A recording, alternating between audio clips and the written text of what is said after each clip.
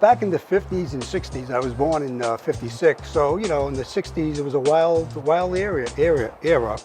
So back in the West End, I grew up in Chapin Avenue by Cranston Street Armory, Central High School. And, you know, back then, it was an enjoyable time. Very, you know, things that we grew up as kids, stickball, playing in the street, Sure. flag football, you know. The West End and Federal Hill and Silver Lake, we were right in the middle of all those groups.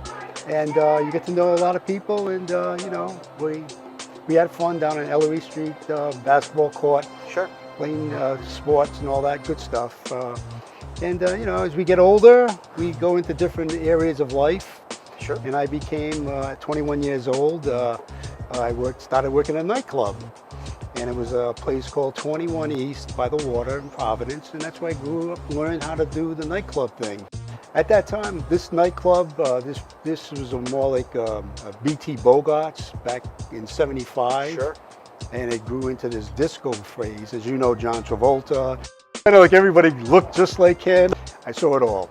So, you know, starting out as a valet manager of the valet parking for the nightclub. Sure. And the book shows, Divine Providence, by the way, shows the inner workings of the VIPs, the management, the ownership, the organized crime figures coming in, carte blanche treatment, and you know, what transpired in the environment, behind the scenes. Absolutely, we had politicians coming into the nightclub, organized crime figures from the patriarchal crime family coming in, intermingling, the ownership, you know, involved with the CNC administration. He was the mayor at the time, and, you know, phone calls being made, keeping the cops out, overcrowding, all that Sure. good stuff, hiding things. So, you know, alcohol, cocaine, all kind of stuff flowing. At 21 years old, I was taking home $500-600 a week, and it was golden money. Actually, it kept me from joining the service because I was in ROTC at I think URI, and I had to go into the last 2 years in the project there with the military. And I said, you know what? I think I'll take a pass. I'll stay where I am right now. And I stayed there for 4 years. I go into another discotheque called the Gallery, which was one of the hottest nightclubs in Providence. Capacity of 1,000 people. I took over security there. I left 21 East after 4 years. Got to know the manager at the Gallery, Roland Lamont, and the owner, Bob Tebow. They wanted to clean up their act.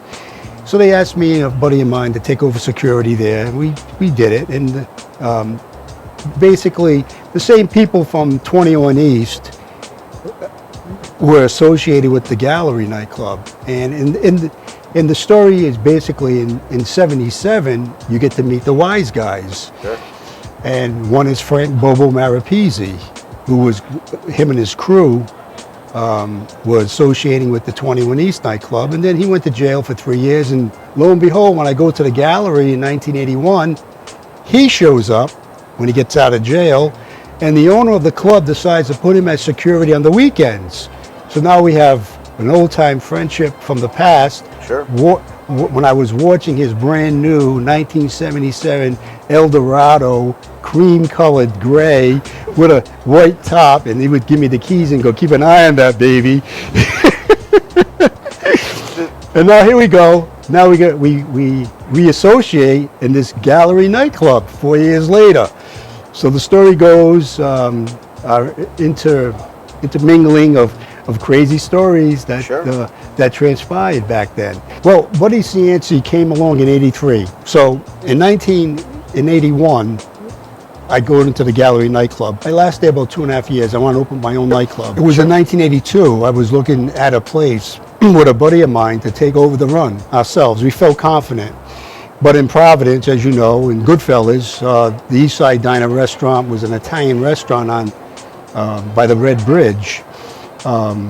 Richmond Square. It was vacant. The restaurant there previously went out of business. So it was assigned for rent. It was August of '82. And like in good fella fashion, the place gets firebombed. Providence politics at its best. So to set us back a bit, and the book will explain in detail somewhat why it happened, competition of that environment. Sure. And I had to go back and reassess. I had to stay at the gallery for another year. But in '83, in May, I decided to buy a bar, downtown Providence, behind City Hall. It was a Slade's building. So I took it over, bought it, took out some financing with the owner, Mr. Krasnoff, who was a personal friend of Mayor Cianci. Now remember, this restaurant front door was right behind City Hall, where Cianci would come out at night. And that's what happened was he came to the grand opening, and I got to meet him, and he would come in with his gang, another gang, political gang, have their cocktails, the grappes, and flirt with the waitresses at the club, and that's how I got to meet him. And then my life that was like my anchor. And from that point on, I bought maybe 7 bars and nightclubs from '83 to '93 in downtown, mostly in Providence. And the history goes, Cianci's the mayor, we got the wise guys, they coming around. So it was like a very small, intimate circle of power. And you can't tell the difference, my friend, between politics and organized crime. It's all the same. It was a cordial relationship. He came to the grand openings, but then he got bounced out in '84 on a conviction. So he went his own way. I stayed downtown. And of course, then in 1990, he decided to come back and be the mayor again. And at that time, I had bought a restaurant bar development across from City Hall, Cafe Plaza. So I'm behind City Hall with the Slade's Restaurant and Grill, and now I'm in front of City Hall. So as one director said to me, Pat, you're encircling City Hall building as a gesture. So we supported Cianci in 1990 for re-election. We forgive you, and he gets re-elected by like 500 votes.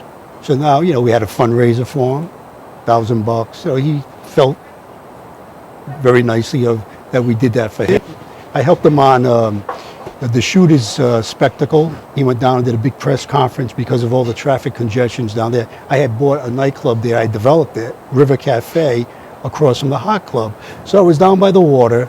I was downtown 3 or 4 places. I was, well known to deal with one way or the other. So then we had the wise guys video games in the restaurants, pool tables. This way we keep the scenario from the East Side Dine happen again.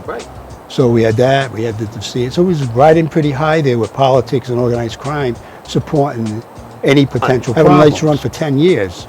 So what happened was basically, the book will explain, and Cianci became a lot more difficult his second term in 1994 when he won re-election. He flexed a lot with his underlings. Frank Correnti, an old-timer, tough man, tough, not physically, mentally tough, just, on a mission. And a few other underlings. And he would send people out, first, which I didn't mind, buy some tickets, $1,000 a year, but then it became a little bit more and more. But unfortunately for me, I had a lease with the city of Providence with that building in Kennedy Plaza, and that was Cianci's hook to be able to come and ask for a little bit more. Basically, there was nicely put. It was a basic, you help me, I help you situation. And I owned another piece of property across from a place on Eddie and Allen's Avenue. It was a restaurant, nightclub, First Impressions. It was a topless place. I had a tenant in there. So they got bounced out for some other reasons. And I had it vacant, and I remodeled, and then it was up for grabs. So this is where Cianci and his underling, Frank Correnti, along with a retired policeman who was involved in the First Impressions nightclub, came, and they try to flex and leverage that location for lease extension on the restaurant in Kennedy Plaza. So it became, it was going to cost me about $100,000. I wasn't willing to pay, in the assets of transferring this thing to them, and it became like a battle. No one was going to give in. It was real. That started in 1995 with the lease. And it ended when Cianci went to jail in 2002. So there was some wins, some losses on an eviction. Sure. Supreme Court decisions coming down from, with the Supreme Courts. This thing was out there, FBI sniffing around, coming to see me, asking questions. I tell the FBI, I go, look, guys, you do your thing your way. I do my things my way. They said, what do you mean by that? I said, well, I'm going to run against them. And they looked at me, laughed, and they went, you got a lot of guts. And I took them on politically, and they'll show in 1998 that use that as leverage to get him to do the right thing. Back off, let the guy do his business. He's not bothering anybody here. Right. He's willing to throw you a few crumbs, but you're asking way too much. Yep. That's the gist of the story. And instead of him doing that, he decides to knock me off the ballot by having people go over people who signed my nomination papers and threatening them to rescind that by sending out people in long trench coats and sunglasses with notaries to sign affidavits that they decided not to sign my nomination papers. So the gist of the story, it's all in the book, is that I had 535 registered voters who put me on the ballot, minimum 500 needed. Sure. So Santy had to figure out how are you going to get Pat down to 490, me and Buddy, at one of our happier times, right? So that was taken in 1991. So I did get knocked off the ballot, and the whole thing was a slew mess, interviews, Channel 10, 12, Jim Terracon, everybody's saying, what's going on here? This is crazy. Why are they doing this, And the thing was that no one knew that Operation Plunderdome had started in 98 while all this battle is going on. The FBI is sitting back with their mole in Cianci's court, Tony Freitas, JKL Engineering, who's listening to all this scatterbrain insanity while the FBI had a mole with a wire on, listened to the whole thing. So basically, they just sat back, let this smoke squeak, and then they were going after the bigger fish. Sure. And ultimately, they got the bigger fish. They indicted him and several other members of the administration, and I think it was 1998, right after the election. 99, and then it played out to 2002, and he got found guilty, and he had to do 4 or 5 years in federal prison. Sure. So that's the gist of the book. Joe Broadmeadow, who's done, I think, 3 other books he's written so far on local interesting people. He's done a book on State Police Superintendent Brendan Doherty. It's a great book. He's done on Jerry Tillinghast, an organized crime figure, called Choices, and he's also done another book on Bobby Wallison called Unmade. So we're the 4th book, more like politician, organized crime. It's a mixture.